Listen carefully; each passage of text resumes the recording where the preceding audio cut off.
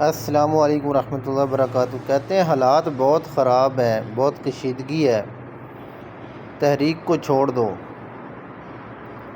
دشمنوں نے یہ سوچا بھی کیسے؟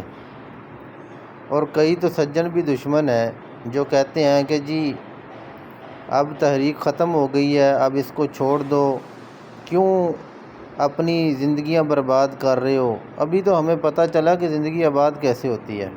ہم نے جو بیعت کی ہے نا، وہ انشاءاللہ موت کے بعد ہی چھوٹے گی، پہلے نہیں، بلکہ مرنے کے بعد بھی ہم انہی کے ساتھ انشاءاللہ روز محشر اپنے امیر المجاہدین کے ساتھ کھڑے ہوں گے، جنہوں نے ہمیں یہ سبق سکھایا ہے کہ عزت و ناموس رسالت سے بڑھ کر دنیا میں اور کچھ نہیں ہے۔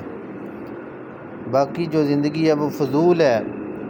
اللہ تعالیٰ کو ہماری عبادتوں کی یا وہ ان ریاضتوں کی قطعاً ضرورت نہیں ہے جو کہ عزت ناموس رسالت کے علاوہ ہم اپنے حجروں میں بیٹھ کر اپنی مسندوں پہ بیٹھ کر مسئلے بیان کریں یا پھر عبادت گزار بن جائیں یا متقی اور پرہیزگار بن جائیں۔